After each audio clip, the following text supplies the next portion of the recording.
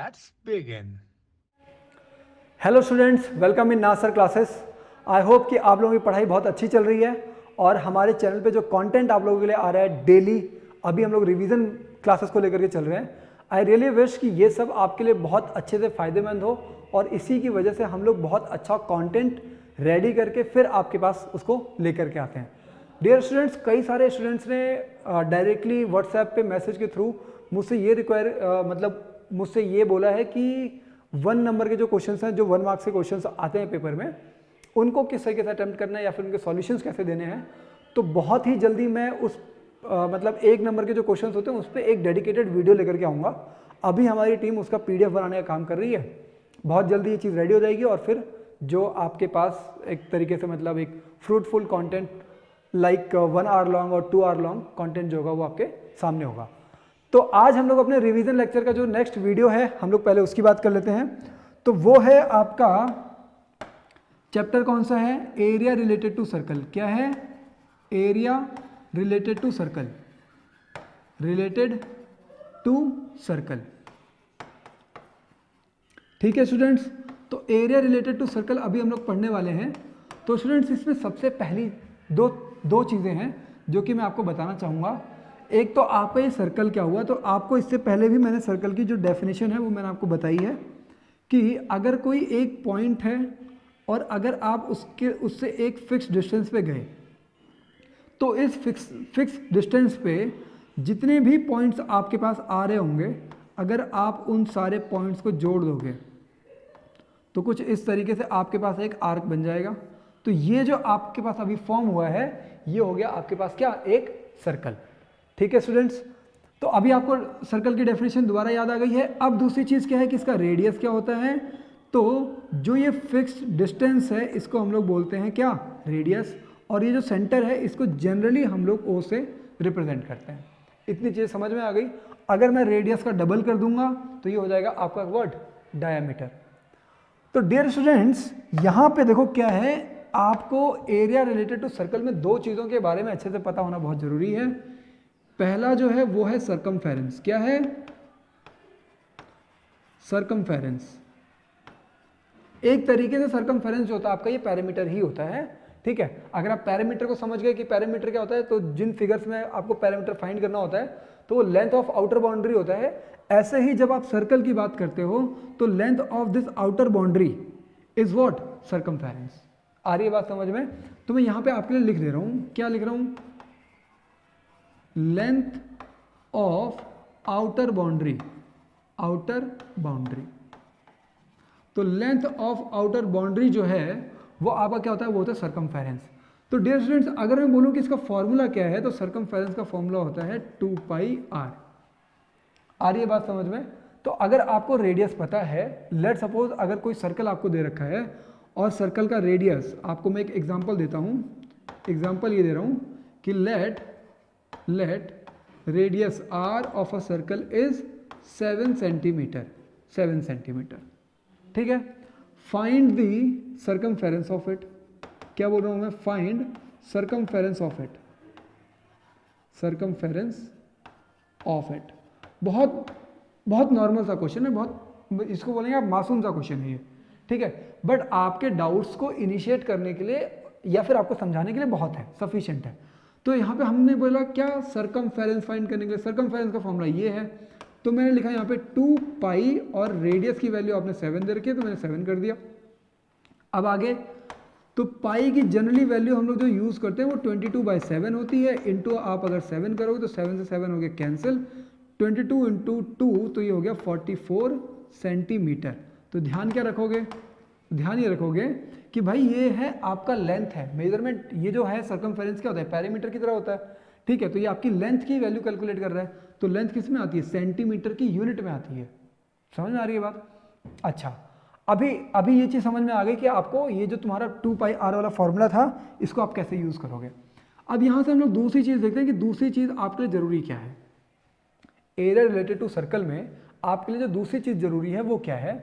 तो वो है आपके पास एरिया। क्या है ज़रूरी? वो है आपके पास area of what? Area of circle. तो dear students, area of circle का जो फॉर्मूला है ना वो है तुम्हारा πr का स्क्वायर। ठीक है ना। और ये जो आर है ये क्या है, रेडियस ऑफ द सर्कल। अब इसमें भी हम लोग सीधे सीधे एग्जांपल ले लेते हैं। वही एग्जांपल मैं लूँगा कि आपके पास एग्जांपल ये है कि रेडियस जो है वो है आपका 7 सेंटीमीटर, और मैंने ये बोला है कि find what, find the area of circle. क्या है, find area of circle, area of circle. आ रही है बात समझ में? तो एरिया ऑफ सर्कल का फॉर्मूला क्या है, पाई आर स्क्वायर हो गया। आ रही है बात समझ में? तो पाई की वैल्यू हो गई तुम्हारी 22 अपॉन में हो गया 7, और रेडियस की वैल्यू मैंने 7 रखी थी और 7 का है स्क्वायर, तो या तो आप यहाँ पे 7 का स्क्वायर लिख दो या फिर आप लिख दो 7 इंटू 7।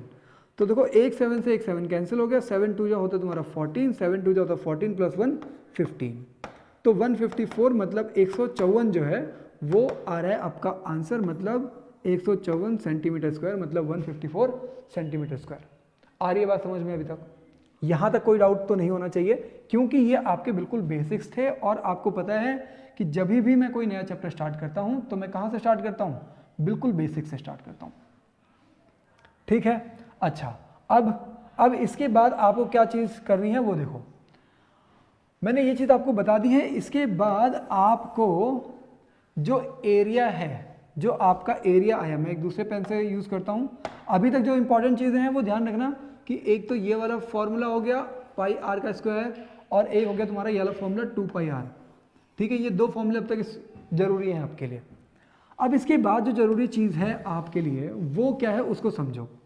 जैसे मैंने बोला था अभी एरिया की बात की थी ना मैंने, तो मैंने क्या कहा था कि एरिया का फॉर्मूला होता है तुम्हारा पाई आर स्क्वायर। आ रही है बात समझ में, पाई आर स्क्वायर।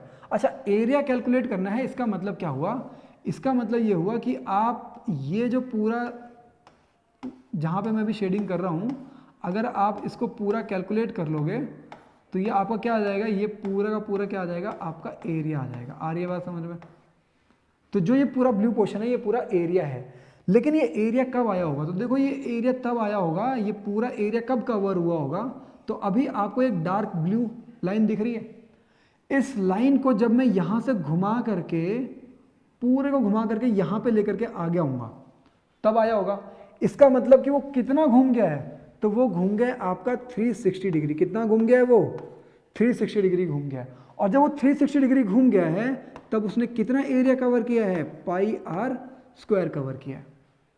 आ रही है बात समझ में? अब अगर मैं ये बोलूं कि अगर वो सिर्फ 1 डिग्री घूमता तब वो कितना कवर करता, तो 1 डिग्री घूमता मतलब इसका इंटू 1 से हो रहा है तो 360 रहेगा। तो 360 यहाँ से यहाँ मल्टीप्लाई में है ना 1 के साथ, मतलब यहाँ पे 1 के साथ मल्टीप्लाई में, इधर जाएगा डिवाइड में हो जाएगा, तो ये हो जाएगा तुम्हारा पाई आर स्क्वायर अपॉन 360। आ रही है बात समझ में? ठीक है, अगर मैं इसको बोल दूं अब कि मुझे 1 डिग्री नहीं, मुझे तो किसी थीटा डिग्री पे फाइंड करना है, तो थीटा डिग्री पे फाइंड करना है, तो आंसर क्या हो जाएगा कि इसका मल्टीप्लाई कर दो थीटा से, तो मतलब ये हो जाएगा आपका थीटा अपॉन 360 इंटू कितना, पाई आर स्क्वायर। तो ये जो फॉर्मूला है ना, क्या है, मैं यहाँ पे लिख रहा हूँ एरिया ऑफ थीटा डिग्री। समझ में आ रहा है अभी, एरिया ऑफ थीटा डिग्री। तो अगर ये समझ में आ गया तो इससे आगे ये आपके लिए ये वाला जो है ये इंपॉर्टेंट हो गया। यहाँ पे है, यहाँ पे मैं लिख रहा हूँ एरिया कवर्ड इन 360 डिग्री। तो अब यहाँ पे सेम वही चीज़ आ जाएगी कि एरिया कवर्ड इन 1 डिग्री। अब area covered in theta degree, तो उसका फॉर्मूला ये आ जाएगा। अब यहाँ पे हम लोग दूसरा चीज़ देखते हैं, ये हो गया इसका फॉर्मूला किसका, area covered in theta degree. अब यहाँ पे हम लोग देखते हैं क्या, सरकमफेरेंस। किसकी बात कर रहे हैं हम लोग, सरकमफेरेंस। मतलब एक तरीके सरकमफेरेंस क्या हुआ, तो लेंथ ऑफ आउटर बाउंड्री। मतलब आउटर बाउंड्री क्या है, एक आर्क है, ठीक है, तो आउटर बाउंड्री क्या है, आर्क है। तो मैं यहाँ पे लिख रहा हूँ length of arc formed by 360 degree, formed by covering 360 degree, covering 360 degree. जब आप 360 डिग्री का लेंथ, मतलब यहाँ से स्टार्ट करो और इससे घूम करके इस तरीके से घूम करके वापस आ जाओ, तो आप पूरा घूम गए, इसका मतलब आपने 360 डिग्री कवर कर दिया। और ऐसे में फॉर्मूला आपका क्या है, आपका फॉर्मूला है 2πr। आ रही है बात समझ में? तो ऐसे ही अगर मैं ये चीज़ ऐसे ही लिख दूं और मैं बोलूं कि 1 डिग्री में कितना आएगा, तो आप बोलोगे 2πr/360 डिग्री। फिर मैंने बोला कि मुझे लेंथ ऑफ आर्क चाहिए, किस में, length of arc when theta degree is covered, theta degree. तो आप क्या बोलोगे, इसका फॉर्मूला हो जाएगा θ/360 इंटू 2πr। आ रही है बात समझ में? तो देखो यही दो फॉर्मूले हैं जो कि आपको ध्यान रखने हैं। एक तो ये कि अगर आपसे लेंथ ऑफ आर्क पूछा हुआ हो, कब, थीटा डिग्री चलने पे, मतलब थीटा डिग्री कवर करने पे अगर आपको लेंथ ऑफ आर्क पूछा हुआ है तो उसका फॉर्मूला ये है, और अगर एरिया पूछा हुआ है तो उसका फॉर्मूला ये है। इतना समझ में आ गया है? अब हम लोग थोड़ा सा और आगे चलते हैं और हम लोग समझने की कोशिश करते हैं कि आपके पास जो बुक में दिया हुआ है उसमें सेक्टर क्या है, आर्क क्या है, सेगमेंट क्या है, ये सब चीज़ें हम लोग ज़रा समझ लेते हैं। जैसे एग्जाम्पल के लिए मानो कि ये क्या है, एक सर्कल है, ये क्या है, एक सर्कल है, ठीक है।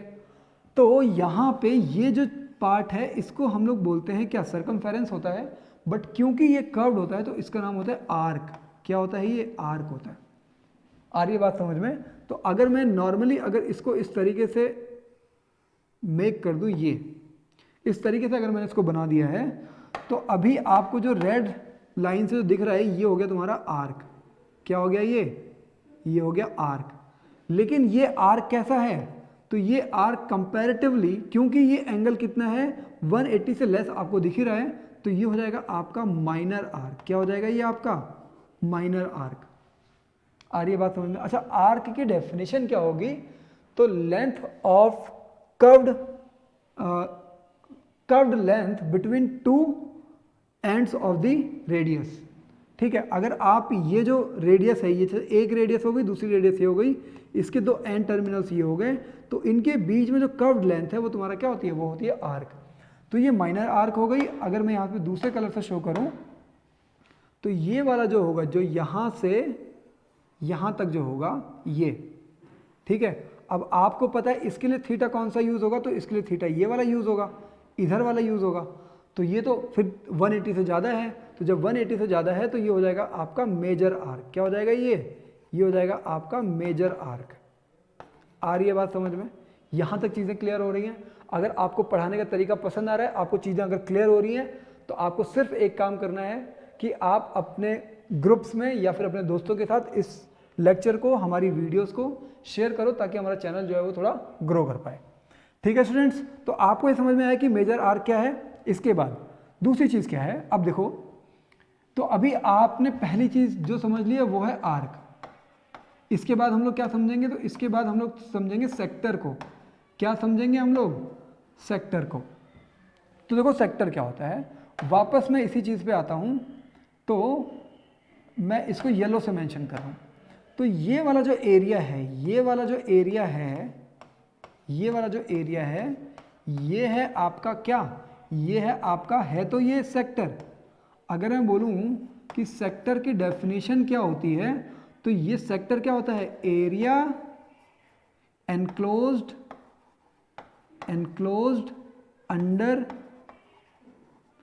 टू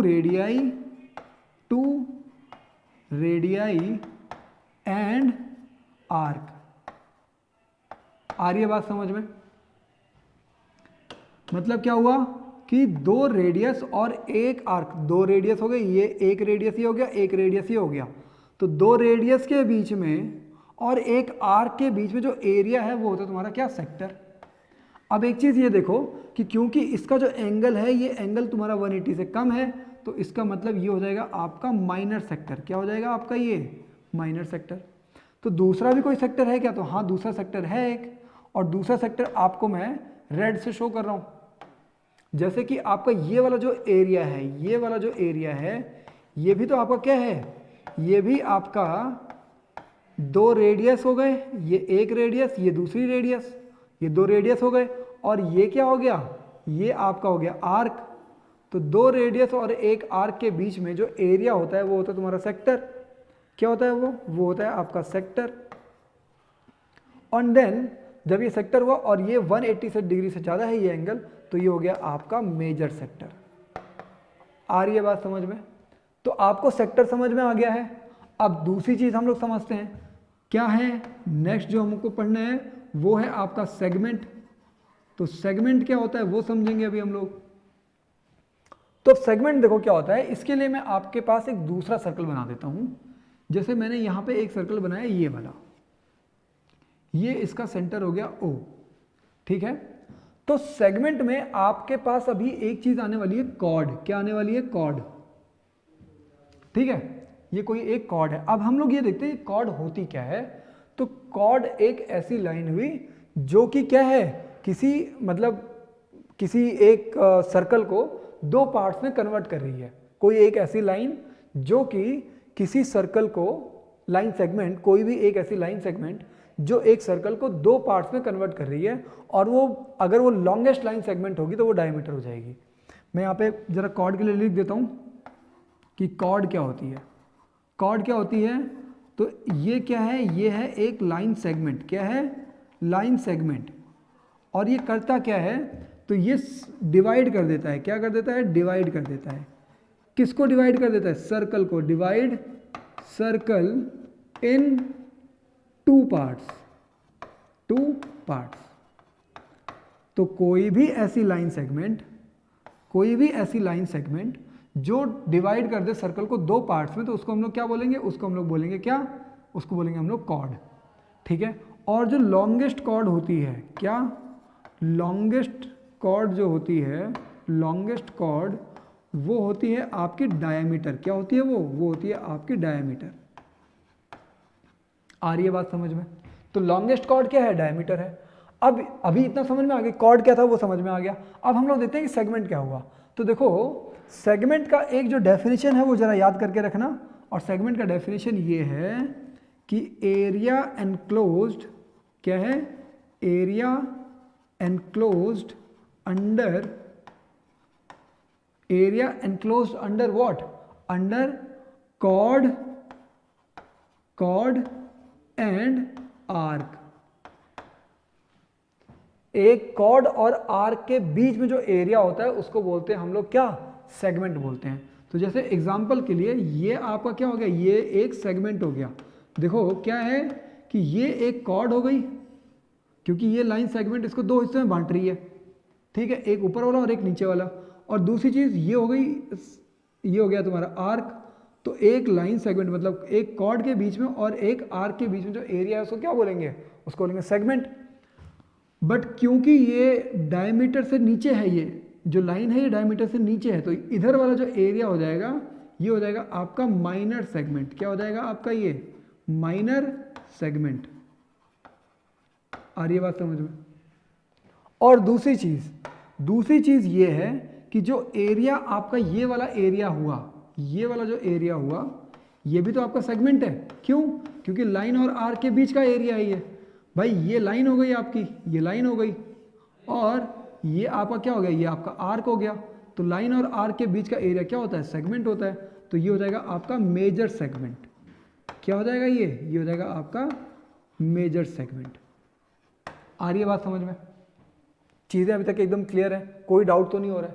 अगर कोई डाउट आ रहा है, कहीं पे कोई दिक्कत है, तो जरूर कमेंट बॉक्स में लिखो, हम लोग उसका सॉल्यूशन आपको प्रोवाइड करेंगे, ठीक है। और अगर डाउट नहीं है तो बिल्कुल मन लगा करके, दिमाग पूरा यहाँ पे रख करके आप लोग अच्छे से आराम से पढ़ो, ठीक है।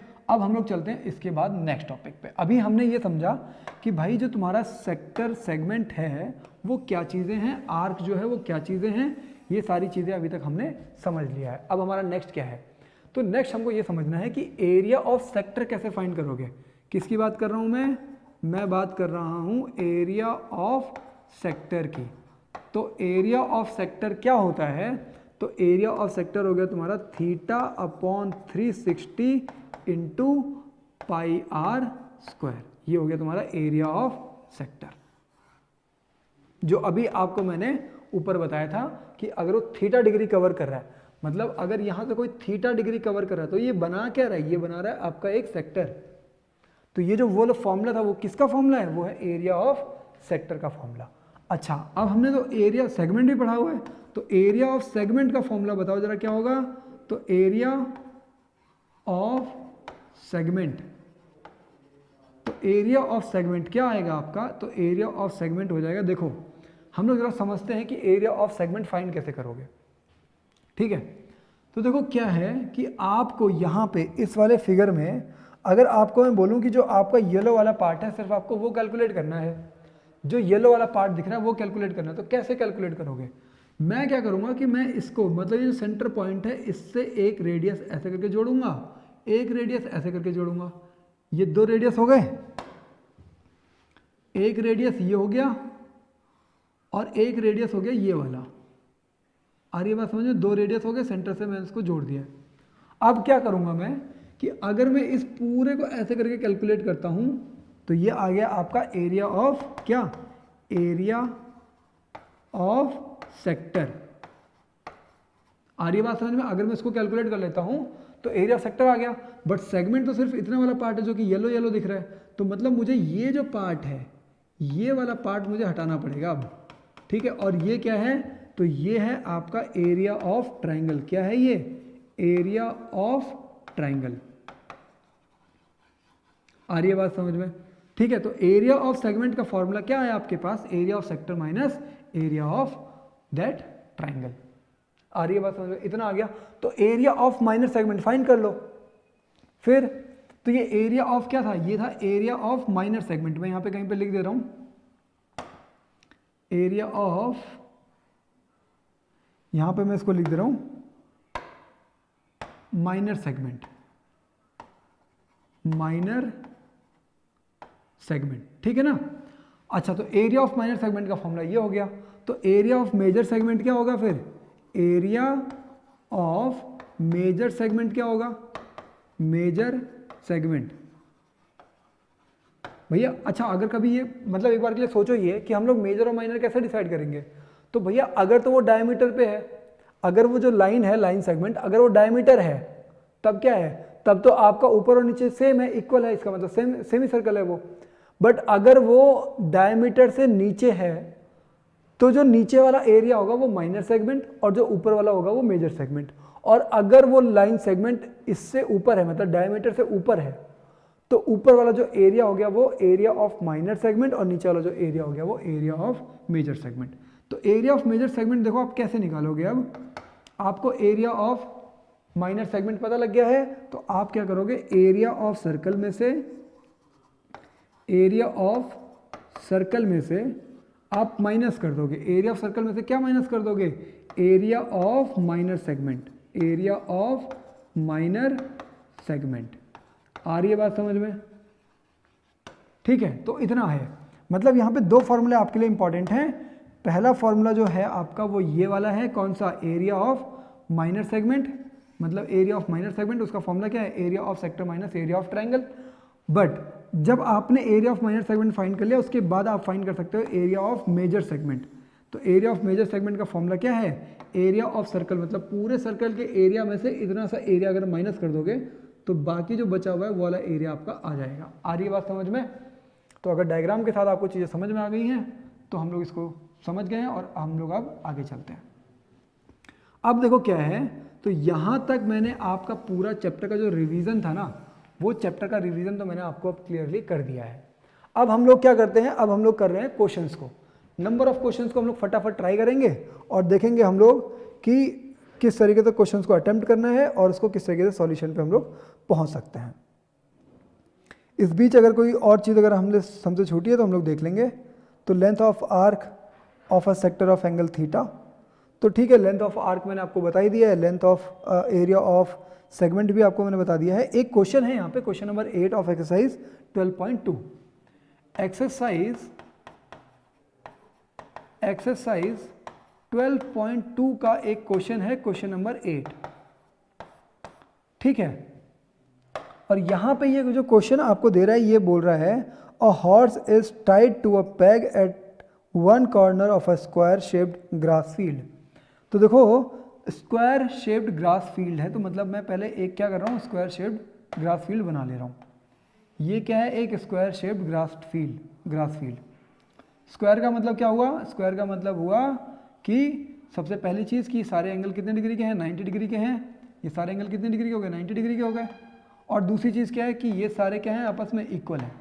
मैं यहाँ पे नेमिंग भी कर दे रहा हूँ, A, B, C and D।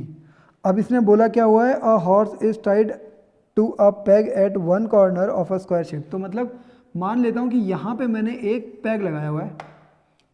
Peg का मतलब हुआ खूंटा, पैग का मतलब कुछ और नहीं हुआ। आप स्टूडेंट्स हो, पैग का मतलब क्या हुआ, खूंटा। मतलब जहाँ पे गाय भैंस को बांधा जाता है ना, वो छोटा सा जो बांस का होता है जिसको ज़मीन के अंदर लगाते हैं, तो होता है पैग बोलते हैं उसको, ठीक है। तो इसके साथ बांधा गया है किसको, इसके साथ बांधा गया है एक घोड़े को। अब घोड़े का डिज़ाइन कैसे बनाऊंगा, तो मैं ऐसे ही नॉर्मली बना दे रहा हूँ, ठीक है। ये है घोड़ा, ठीक है। और आपने इसको बांधा हुआ है किससे, इस पैग से आपने इसको बांधा हुआ है। अब आगे देखो क्या बोल रहा है ये, ठीक है। आगे बोल रहा है shaped 15 metre by means of, ठीक है, ग्रास फील्ड ऑफ 15 मीटर। मतलब इसकी जो फील्ड की जो लेंथ है, जो साइड की लेंथ है, वो है 15 मीटर। आ रही है बात समझ में, तो ये 15 मीटर हो गया। ऐसे ही ये भी 15 मीटर हो जाएगा, ठीक है। और ये भी आपका कितना हो जाएगा, 15 मीटर हो जाएगा। अब दूसरी चीज़ क्या है कि जो लेंथ ऑफ रोप है जिससे इसको बांधा गया है वो है 5 मीटर। मतलब इसकी जो लेंथ है ये है 5 मीटर। अब आपसे ये पूछा गया है, ठीक है, जो पहला क्वेश्चन जो पूछ रहा है वो, जो पहला क्वेश्चन इसमें पूछ रहा है वो ये पूछा, the area of that part of field in which horse can graze. Graze का मतलब होता है चरना, मतलब कि वो एरिया बताओ जिसमें जो घोड़ा है वो चर सकता है, घास खा सकता है। तो देखो जहाँ तक इसकी लेंथ की रोप है, मतलब एक्सट्रीम पॉइंट्स वही होंगे, तो एक्सट्रीम पॉइंट्स यही होंगे, ये होंगे इसके एक्सट्रीम पॉइंट जहाँ तक ये ग्रेजिंग कर सकता है। इसके अंदर तो पूरी ग्रेजिंग कर ही सकता है, बट एक्सट्रीम पॉइंट क्या होंगे, एक्सट्रीम पॉइंट होंगे, वो डिसाइड करेगा आपका ये 5 मीटर वाली रोप। कौन सी रोप, ये जो 5 मीटर की इसकी रोप लगी हुई है ना, ये डिसाइड ये करती है कि ये 5 मीटर तक मैक्सिमम जो है वो जाकर के क्या कर सकता है, घास खा सकता है। तो हमको अब इसका एरिया फाइंड करना है, मतलब इसका एरिया हमको जो है वो फाइंड करना है। तो पहले वाले क्वेश्चन में क्या हो जाएगा, एरिया ऑफ, इसका जब सॉल्यूशन लिखोगे तो ये आ जाएगा area of what, area of sector. क्योंकि ये क्या बन रहा है, ये बन रहा है आपको, देखो क्या बन रहा है ये, तो ये दो रेडियस हो गए और रेडियस और आर्क के बीच का एरिया। तो रेडियस ऑफ आर्क के बीच का एरिया क्या होता है, सेक्टर होता है। तो एरिया ऑफ सेक्टर, और एरिया ऑफ सेक्टर का फॉर्मूला मैंने क्या बताया, theta upon 360 into pi R square. तो भैया थीटा की वैल्यू कितनी होगी, क्योंकि ये स्क्वायर है तो सारे एंगल इसके कितने होंगे, 90 डिग्री के होंगे। तो यहाँ पे थीटा डिग्री कितना हो गया, 90 डिग्री। तो 90 अपॉन 360 मतलब 90 अपॉन 360, इससे इसको कैंसिल कर दोगे और इनटू क्या है, पाई आर स्क्वायर। पाई की वैल्यू कितनी यूज़ करनी है, 22/7। एक बार चेक कर लेते हैं हम लोग, हाँ ठीक है 22/7। तो ये हो गया आपका 22/7। रेडियस की वैल्यू कितनी दे रखी है, 5। तो 5 का करना है इनको क्या, स्क्वायर। आ रही है बात समझ में। इसको हम लोग और आगे चलते हैं, ज़रा देखते हैं कैसे होगा। तो आप 90 से इसको 360 को डिवाइड करोगे तो 4 टाइम्स में ये चला जाएगा, ठीक है। अब 4 से 4 को हम लोग यहाँ पे ऐसे लिख लेते हैं। तो ये हो रहा है तुम्हारा 22 इंटू 5 इंटू 5 अपॉन में ये आ गया तुम्हारा 4 इंटू 7। आ रही है बात समझ में। तो ये अब इसको जब आप सॉल्व कर लोगे तो आपका जो आंसर है वो आ जाएगा, ठीक है। चलो हम लोग जरा सॉल्व करके देख लेते हैं। तो ये आ रहा है तुम्हारा कितने टाइम से, 5.5। तो यही आ गया 5.5। अब 5 5 जा कितना होता है 25, और 25 5 जा कितना होता है 125, 12 कैरी 125 प्लस 12 कितना हो गया 137 हो गया। कितना 137। और डेसिमल कहाँ लगेगा, डेसिमल लगेगा यहाँ पे, और अपॉन में आ जाएगा आपका 7 से आप इसको कैंसिल करोगे तो 1 टाइम्स में, देन कितना 6 कैरी 67 आ गया, और फिर 9 टाइम्स में 63 कितना बचा आपका 4। तो 4 अब यहाँ पे आ जाएगा आपका डेसिमल, और ये जाएगा आपका कितने टाइम्स में, 6 टाइम्स में,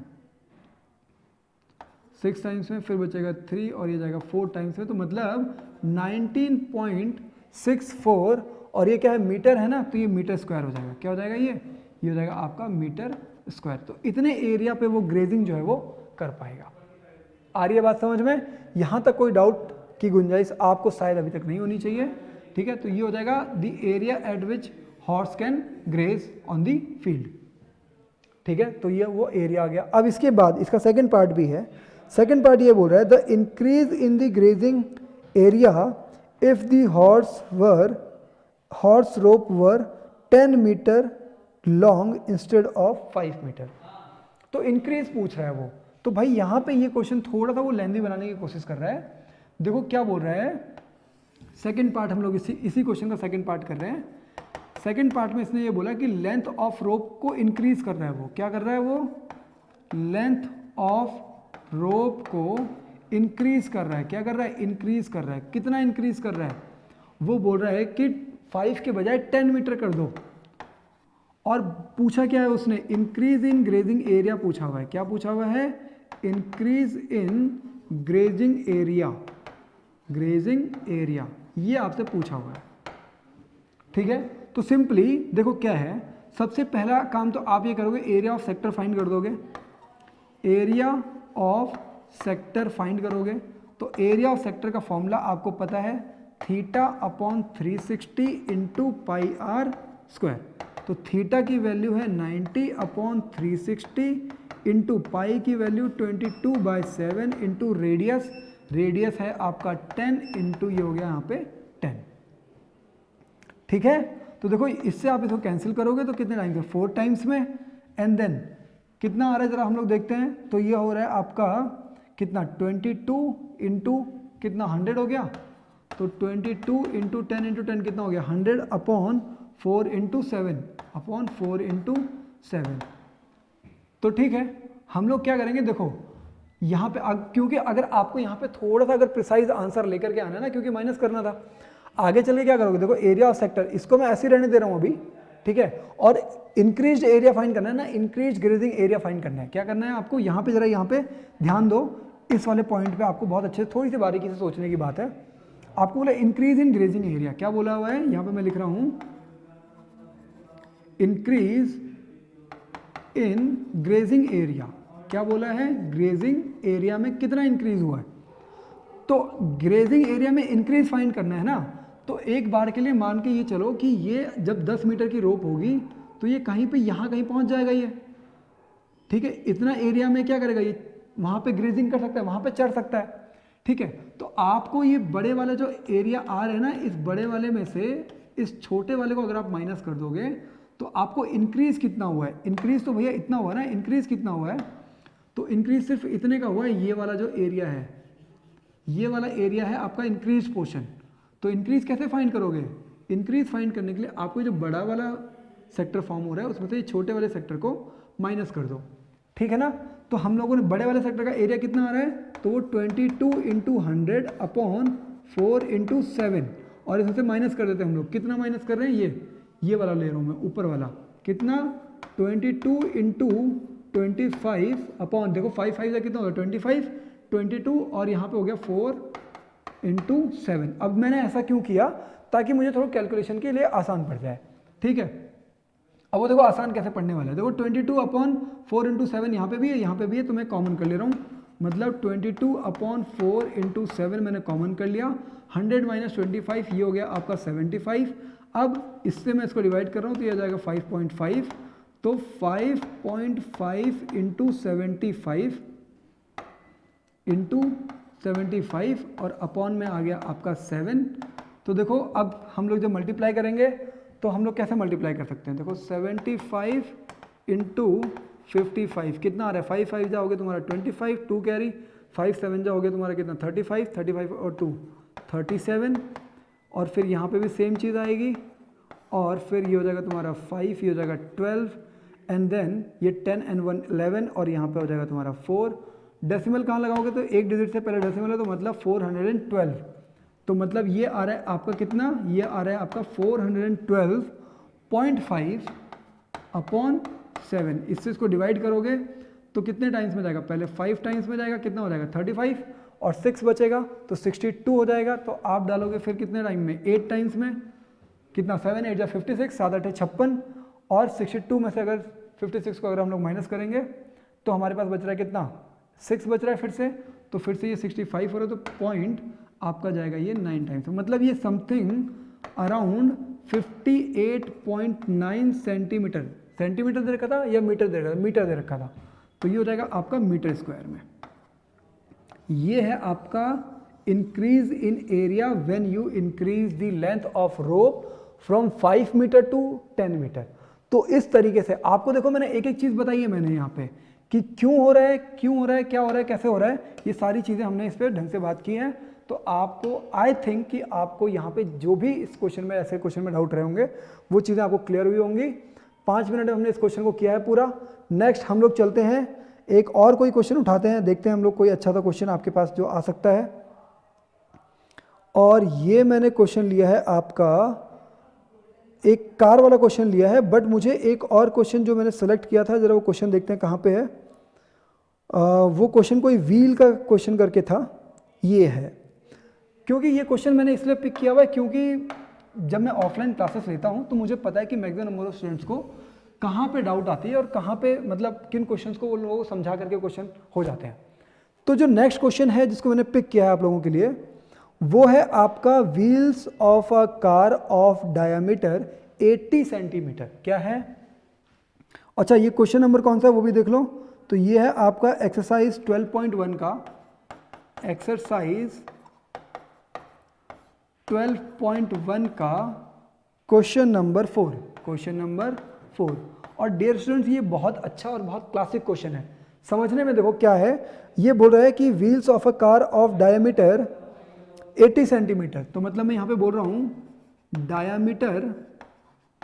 diameter of wheels of car कितना है तुम्हारा, वो है तुम्हारा 80 सेंटीमीटर।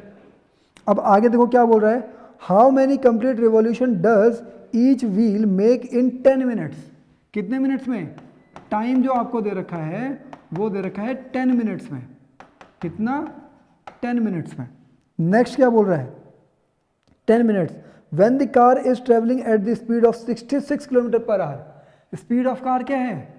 स्पीड ऑफ कार कितना है? Speed of car 66 kilometre per hour. आ रही बात समझ में? 66 किलोमीटर पर आवर।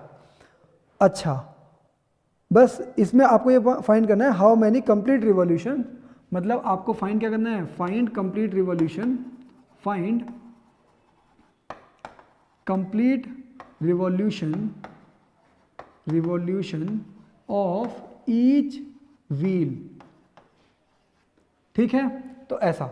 अब जरा हम इस क्वेश्चन को बहुत आराम से और बहुत बारीकी से समझने की कोशिश करेंगे और मैं आपके लिए थोड़ा सा इसमें जो एरिया है उसका एडजस्ट कर लेता हूँ।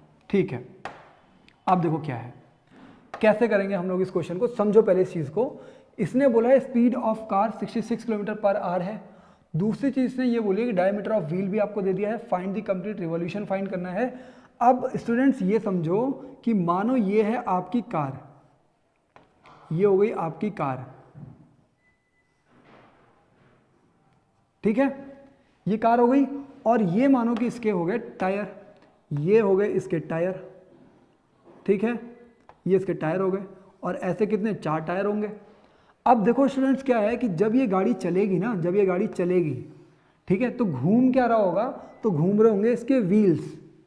और क्या घूम रहे होंगे व्हील्स में, तो जैसे ये देखो यहाँ पे मैं जो कलर शो कर रहा हूँ, जैसे कि मैंने ये एक लाइन बनाई ना, तो ये मैंने बनाया circumference of what, circumference of that wheel. तो मानो कि ये अगर ऐसे करके, मतलब जब ये आगे चलेगी ना, तो पहले ये वाला पार्ट नीचे आएगा, फिर ये नीचे आएगा, फिर ये नीचे आएगा, ये नीचे आएगा, ये नीचे आएगा। तो मतलब इस तरीके से पूरा व्हील घूमते घूमते यहाँ तक में एक व्हील का जो रिवॉल्यूशन है वो कंप्लीट हो जाएगा।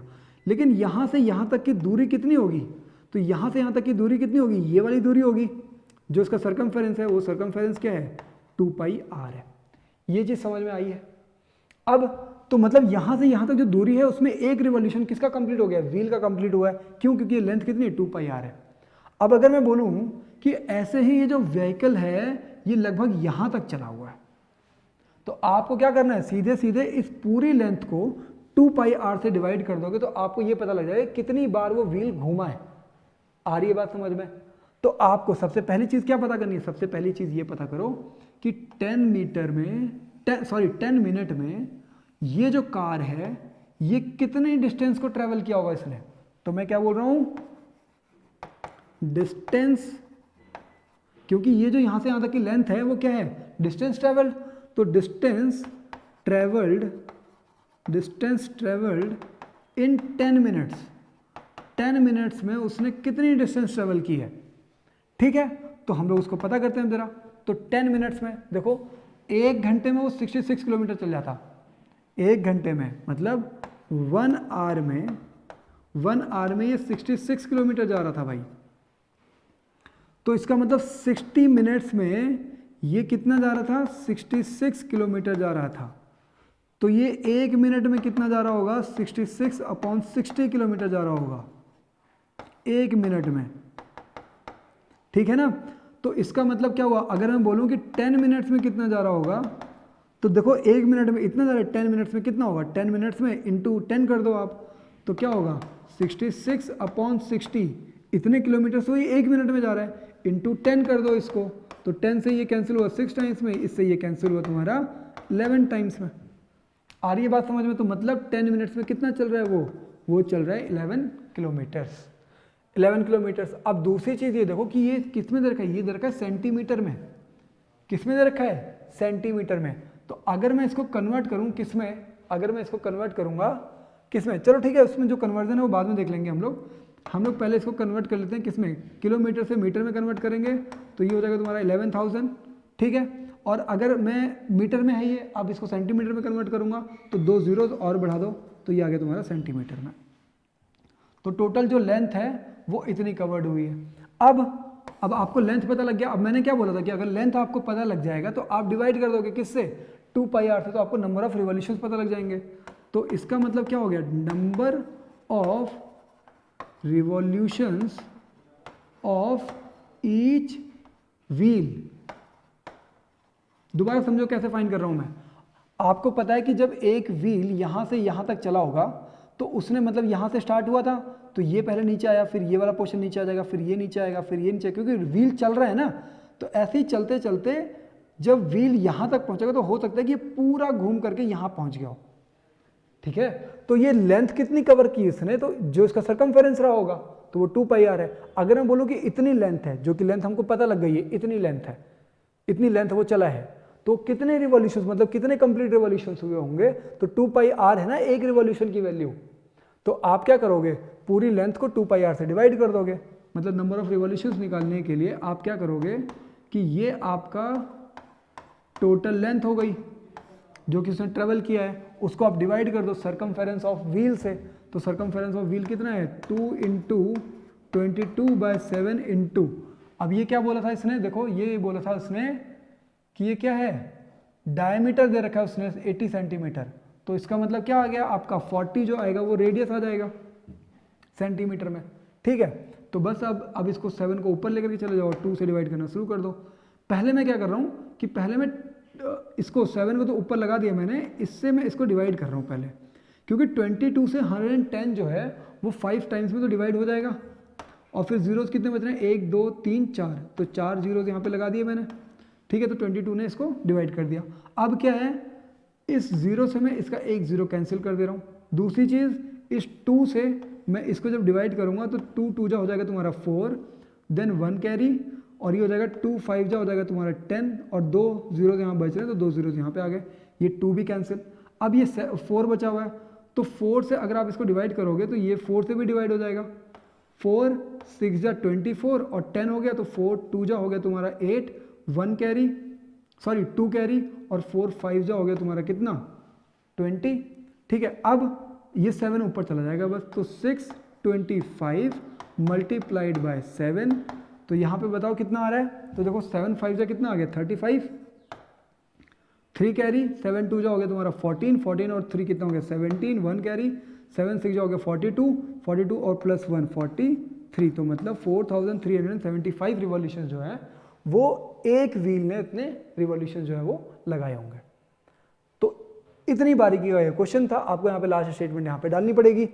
तो इस तरीके से आपको जो क्वेश्चन है, और देखो क्वेश्चन कितना लेंथी था, बट हमने कितने टाइम में कवर किया इसको हमने लगभग इसको लगभग 8 मिनट्स में हमने इसको कवर कर लिया है। तो आपको क्या करना है, आपको सिर्फ और सिर्फ बेसिक्स पे ध्यान देना है। आपको ये ध्यान देना है कि क्वेश्चंस को अप्रोच कैसे करना है, किस तरीके से क्वेश्चंस को स्टार्ट करना है, ठीक है। तो ऐसे हम लोग और भी क्वेश्चंस को हम लोग जो एरिया रिलेटेड टू सर्कल के जो क्वेश्चंस हैं उनको हम लोग और भी क्वेश्चंस को हम लोग ट्राई करेंगे, बट वो मैं किसी और वीडियो में करूंगा। अभी के लिए आप ये देखो कि आपके पास जो समझने वाली चीजें हैं वो क्या क्या हैं। तो अभी हमने पढ़ा है वो क्या क्या चीजें पढ़ ली हमने। तो देखो सबसे पहले हमने जो बात की थी, मतलब आपके लिए जो मेन चीज है ना वो है हमने जिसमें स्टार्टिंग में जो हमने पढ़ा था, क्या है, ये वाला पोर्शन। ये वाला जो पोर्शन है ये आपके लिए इंपॉर्टेंट है,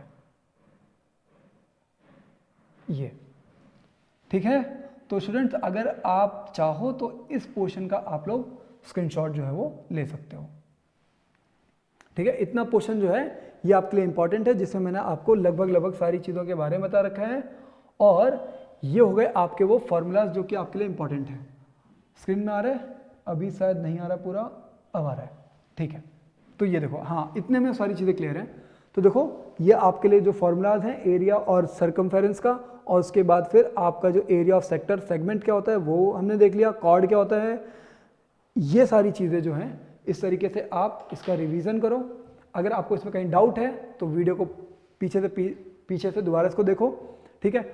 अगर अभी भी कहीं पे कोई डाउट अगर रह गया तो आपको सिर्फ ये करना है कि मैं यहाँ पे जो नंबर लिख रहा हूँ, आप इस नंबर पे, मैं यहाँ पे नंबर लिख रहा हूँ 7906039961, ये हमारा नाथ सर क्लासेस का अपना नंबर है। और यहाँ पे आप लोग व्हाट्सएप पे अपनी क्वेरीज जो भी आपको पूछना है उसका स्क्रीनशॉट लेकर के डायरेक्टली आप हमको यहाँ पे डालो, और यहाँ पे हम आपको सैम्पल पेपर, देन पेपर्स, जितने भी जो बोर्ड के पेपर्स हैं, लास्ट ईयर बोर्ड के पेपर्स जो हैं वो प्रोवाइड करेंगे, मतलब सैम्पल पेपर और लास्ट ईयर पेपर्स। तो ये सारी चीज़ें, उसके साथ साथ अगर आपको एनसीईआरटी की बुक्स भी चाहिए, किसमें, पीडीएफ की फॉर्म में, तो वो भी हम लोग आपको अवेलेबल कराएंगे, ठीक है। तो बाकी जितनी भी क्वेरीज हैं उन सब चीज़ों के लिए आप लोग हमको डायरेक्टली व्हाट्सएप पे हमारे साथ जुड़ सकते हो। तो डियर स्टूडेंट्स, यहाँ तक था आज आपका ये पूरा सेशन। अगर आप लोगों को अच्छा लग रहा है तो do share and subscribe our channel, जिससे कि आपके साथ साथ, आपकी पढ़ाई के साथ साथ हमारे चैनल की ग्रोथ भी बनी रहे। हम लोग मिलते हैं अपने नेक्स्ट वीडियो में। टिल दैट आप सभी को all the best for your coming exams. Thank you.